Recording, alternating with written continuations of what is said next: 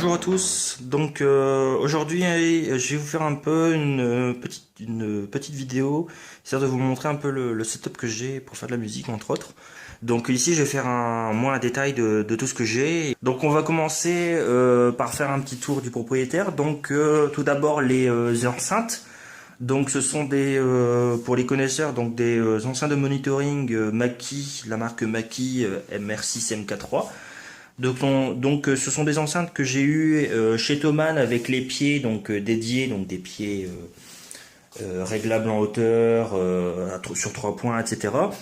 Donc je les ai eues chez Thomann pour 409 euros. Donc ce sont des très bonnes enceintes, extrêmement bien cotées et extrêmement neutres. Donc c'est un bon point. Donc voilà pour les enceintes. En second lieu, donc mon clavier-mètre. Donc ici, donc j'ai moi après avoir eu pas mal de déconvenues avec les claviers Arturia, la série des Keylab 61, où j'ai eu énormément de retours produits parce que le clavier déconnait constamment. Donc finalement j'ai opté pour un clavier de bien meilleure facture et beaucoup plus cher. Donc ici c'est un Nectar Panorama P6, donc 61 touches.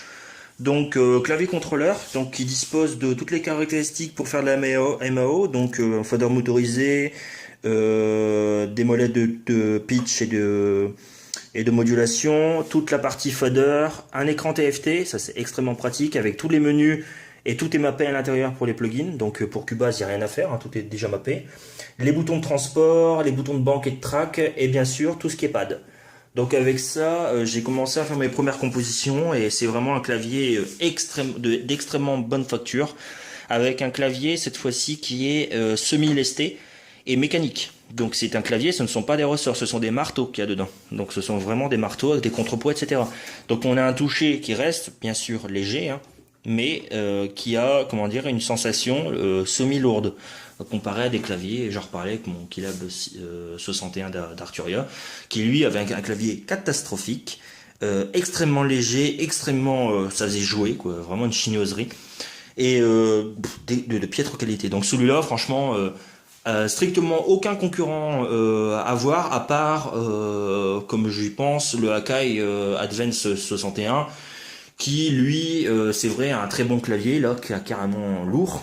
Mais moi franchement, j'adhère franchement pas à leur politique d'avoir un logiciel dédié pour l'utilisation du clavier. Sinon, tout ce qui m'a payé dedans s'utilise avec leur logiciel, etc. Donc finalement, hein, désolé, mais moi je vais avoir le champ libre. Donc avec ça, j'ai vraiment le champ libre. Donc ça c'est clair.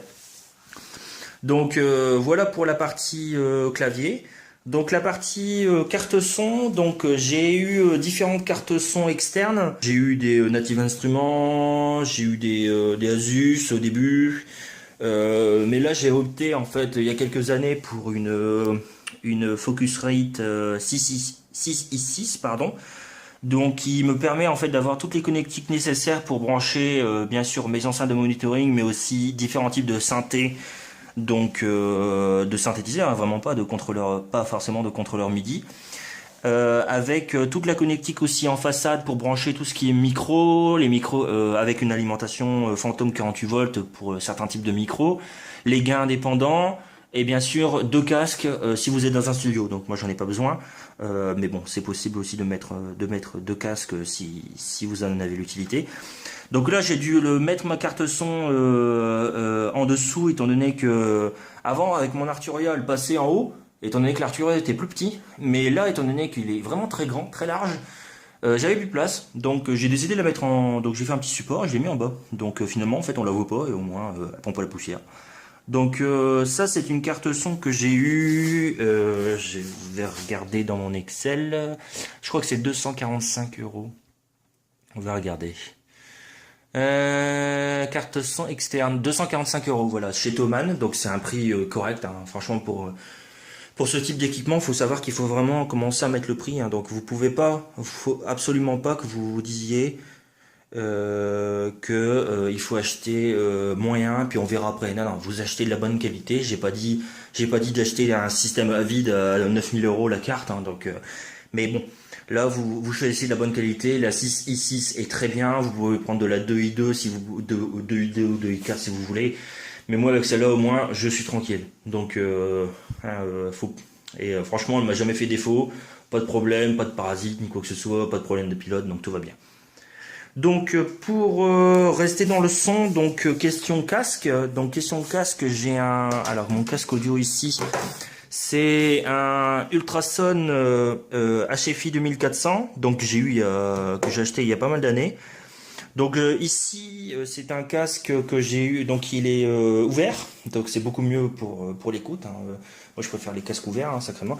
Donc c'est un casque hi-fi, hein, donc c'est pas pour faire écouter de la dubstep. Hein. Donc vous avez un son particulier, vous avez une neutralité qui est contrôlée, etc. Donc et il ne demande pas beaucoup de comment dire, les transducteurs ont une impédance pas trop élevée. Donc finalement bon, c'est bon, ma carte son, j'ai déjà branché le Sennheiser HD 800 dessus, ça va, il le gère. Hein. Donc il y a pas besoin de s'en aller avec des cartes son badass pour un casque particulier. Non, ça marche très bien avec ça. Donc un casque de très bonne facture, donc que j'ai eu il y a pas mal d'années. Donc celui-là, je l'ai eu chez sonvideo.com, donc très bon site au passage, très pro et très rapide dans leur livraison. Et celui-là, je l'ai eu pour un peu plus de 200 euros. Donc j'ai dû l'avoir il y a au moins 4 ans. Donc il m'a jamais fait défaut et j'en suis très content. Donc un vrai casque d'écoute pour ceux qui aiment la musique et la vraie musique. Donc pour un peu regarder ce qu'il y a sur le bureau avant de s'en aller directement sur le PC. Donc question clavier. Donc clavier, donc j'avais pris comme d'habitude, je prends vraiment quelque chose qui soit polyvalent, qui me puisse durer dans le temps. Donc ici j'avais choisi il y a quelques années de ça, il y a au moins 3 ans je pense, un clavier donc gaming de type Razer Anansi. Donc rétroéclairé, il n'y a pas beaucoup de rétroéclairé, mais heureusement tant mieux, hein, ça évite de faire discothèque. Donc avec toutes les touches, des macros, etc. Donc je les utilise pas, mais bon, il y a des moments je les utilise. Donc un très bon clavier, en plus mécanique, donc qui fait un bruit de fou. Mais au moins, moi j'aime bien ce bruit-là. Je vais avoir des claviers non mécaniques. Ça doit avoir un nom.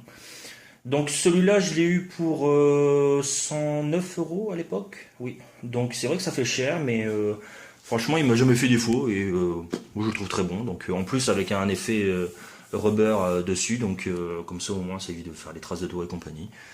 Donc bon clavier.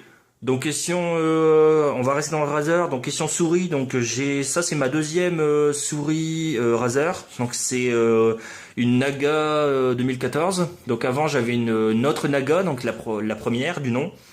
Donc avec toutes les touches ici que j'utilise énormément pour absolument tous mes logiciels, c'est diablement pratique. Hein, vous voyez, même on les voit décolorées à force les brillantes à force de les utiliser.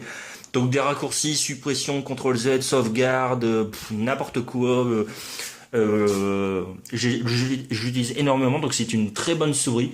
Celle-là, je l'ai eu pour faire une idée de prix, 95 euros.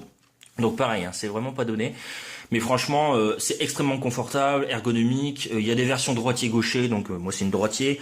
Elle est pas sans fil, j'aime pas le sans fil parce que ça a tendance à se déconnecter, donc la première Naga elle était sans fil, enfin je pouvais la faire avec fil ou sans fil, mais il y avait constamment des déconnexions, donc finalement moi j'ai pris une filaire, c'est très très bien. Rétroéclairage simple, comme ça au moins, comme je vous ai dit, ça fait pas discothèque. Puis un clavier, un tapis de souris, donc Razer, donc histoire de compléter le tout quoi. Donc ici pour au moins le dessus, ah non c'est pas fini. Donc question écran, donc pour l'instant je me contente d'un Samsung, donc c'est on va essayer de zoomer si on voit, un ThinkMaster SA350, donc c'est un 23 pouces. Donc écran donc il me va convenablement donc pour toutes les tâches que je fais pardon.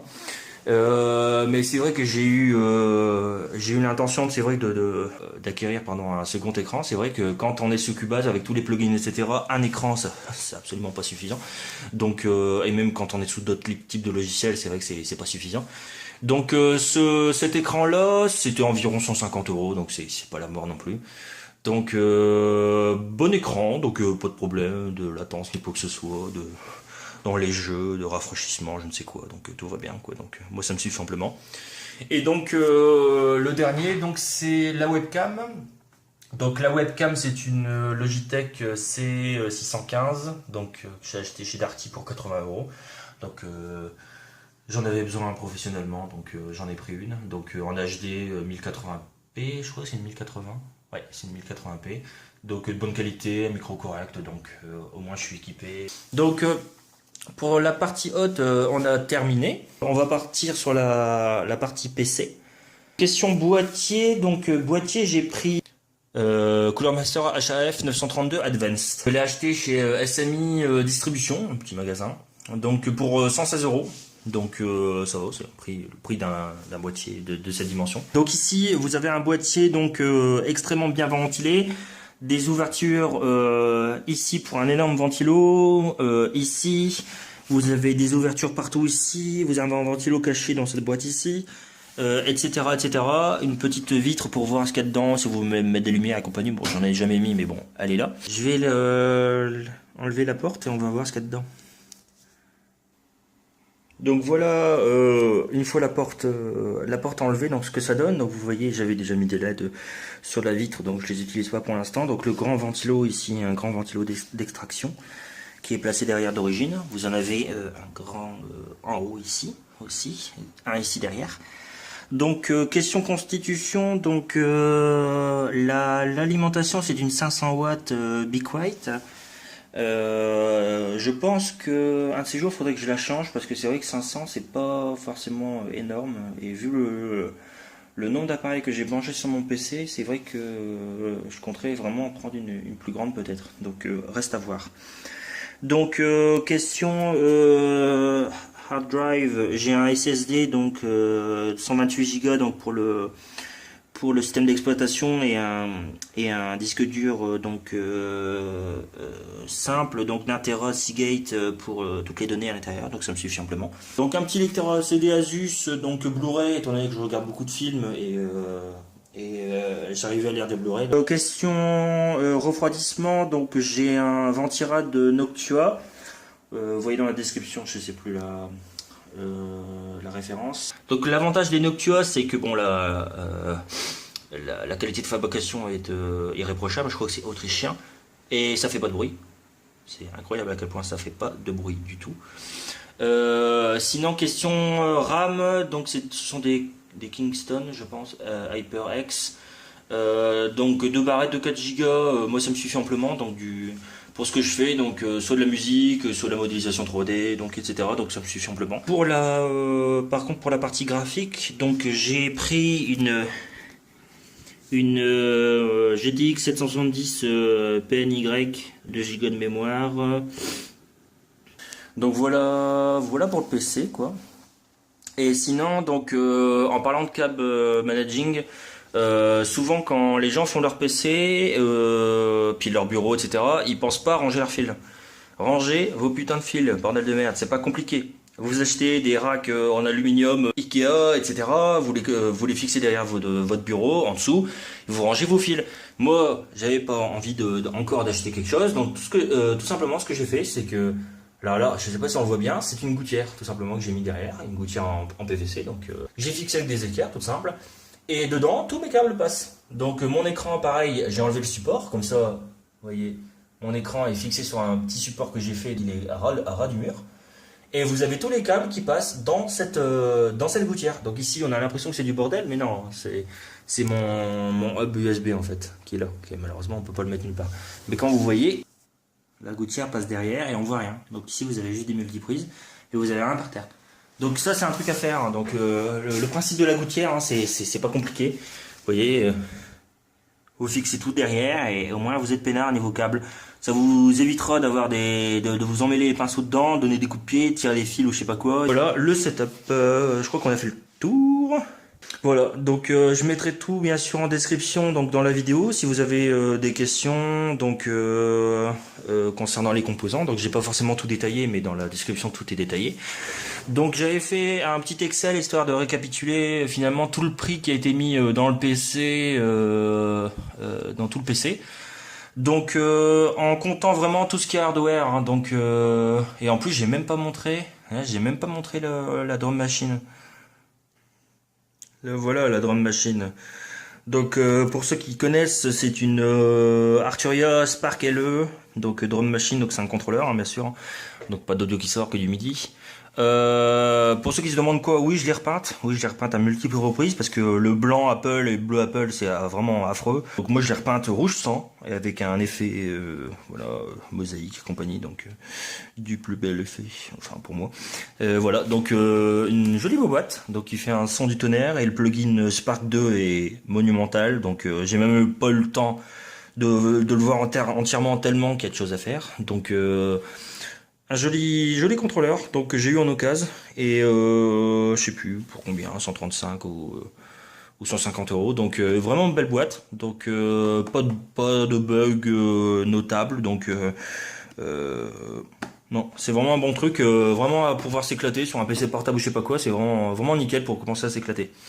Donc si on revient au prix de la configuration totale avec tous les instruments, etc. Donc on en est à... Alors, je sais pas si vous voyez. J'essaie de faire une mise au point, décidément. Voilà, 3 187 €. Donc je savais pas, finalement j'ai fait le compte et oui en effet ça fait une jolie somme. Donc il faut compter donc 1 888 € donc juste pour le PC seul, sans le piano ni quoi que ce soit. Et l'équipement musique MAO donc il m'a coûté 1 300 €. Donc vous voyez c'est quand même une coquette somme, mais quand vous avez ça, vous avez un tout tourne nickel avec, vous n'avez pas un PC qui démarre en 38 minutes, vous n'avez pas un PC qui se surchauffe, j'avais pas je sais pas quoi, donc avec les composants que j'ai pris, donc des composants corrects, voire très bons, donc là j'en ai même pas parlé, mais le processeur c'est un Intel Core i7 4770, donc 3 Go 4, donc extrêmement bon processeur. La carte mère, bon, carte mère classique, gigabyte, pas besoin de faire plus, franchement. Donc, faut pas s'embêter, mais il faut mettre le prix dans dans certains composants et comme vous voyez, j'ai pris des composants pas forcément les plus chers, donc vraiment en fonction de ce que je fais, et ce qui m'est utile, quoi. Donc voilà, je pense que j'ai tout dit. Donc de toute façon c'est en description, donc vous aurez le détail avec les prix, etc. Donc comme j'ai affiché là. Donc si vous avez des questions, si vous voulez faire un setup, bah posez-moi des questions. Donc je suis là pour y répondre. Donc c'est vrai que j'ai pas mal galéré au début pour essayer de trouver les bons compromis, comment on branche un clavier, comment on fait pour avoir du son en cubase, ce genre de conneries. donc donc c'est vrai que bon, si quelqu'un veut demander de l'aide, je serais ravi de l'aider, étant donné que j'ai pas mal galéré quoi. Donc moi aussi. Voilà, donc bah écoutez, à plus tard pour une prochaine vidéo. Donc je sais pas sur quel thème, on verra. Donc peut-être sur de la musique, on verra. Voilà, donc bonne journée, allez, salut.